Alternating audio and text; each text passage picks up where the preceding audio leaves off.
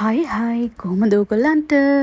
ඔන්න මං අද මේ vlog එකෙන් ඔයාලට අරගෙන ආවේ මේ වගේ රස පාම්පුඩිමක් කොහොමද හරිම ලේසියෙන් ගෙදරදිම හදාගන්න කියලා. එහෙනම් අපි යමු වීඩියෝ එකට.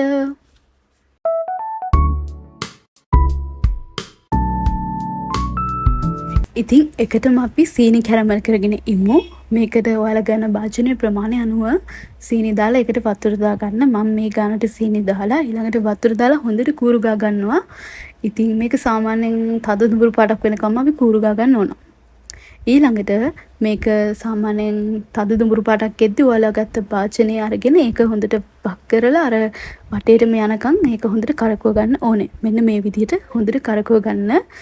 ඊළඟට ඔයාලට මේකට ඕන කරන්නේ හරියම පොඩි අමුද්‍රව්‍ය ටිකක්. අපි බලමු මොනවද කියලා. ඒකටම ඕන කරනවා ෆ්‍රෙෂ් මිල්ක්. ඔයාලට ෆ්‍රෙෂ් මිල්ක් නැත්තම් මම පාවිච්චි කරනවා වගේ කිරිපිටි පාවිච්චි කරන්න පුළුවන්. ඉතින් ඔයාලා කිරිපිටි පාවිච්චි කරනවා නම් එහෙම උණු වතුරට කිරිපිටි දාලා ඒකට සීනි දාලා ලුණු ටි චුට්ටක් දාලා වැනිලා චුට්ටක් දාන්න. ඔයාලගේ රස අනුව මේ දේවල් එකතු කරගන්න. ඊළඟට අපිට ඕන කරනවා බිත්තර. ඔයාලා මගේ භාජනයේ ප්‍රමාණය දැක්කනේ. ඒ ප්‍රමාණය මිශ්‍රණයට හරියන්න මම බිත්තර දෙකක් පාවිච්චි කරනවා. ඊළඟට අපිට මේකට ඕන කරන තව දෙයක් තමයි පෙතිපාන්. ඔයාලට පෙතිපාන් නැත්තම් අච්චුපාන් තඩිපාන් වගේ පාවිච්චි කරන්න පුළුවන්. මම මේකට අද පෙතිපාන් 3ක් පාවිච්චි කරනවා. මේ විදිහට කෑලි කපාගෙන ඒකයි අපි අර ගහගත්ත බිත්තර එකයි හොඳට බ්ලෙන්ඩ් කරගන්න ඕනේ. ඒ ටික බ්ලෙන්ඩ් වුණාට පස්සේ අපි අර හදාගත්ත කිරි මිශ්‍රණයත් ඒකට දාලා හොඳට බ්ලෙන්ඩ් කරගන්න ඕනේ. ඉතින් මේ විදිහට ඔක්කොම ටික හොඳට බ්ලෙන්ඩ් කරගත්තට පස්සේ ඔයාලා එකටම රස බලලා ඉන්න හැමදේම ගහන්න තියනවාද කියලා. එහෙම තියනවා නම් එහෙම ඔයාලා අරගත්ත භාජනයේට මේ මිශ්‍රණය හොඳට වක් කරගන්න ඕනේ. ඊට පස්සේ අපි මේක ස්ටීම් කරගන්න යන්නේ.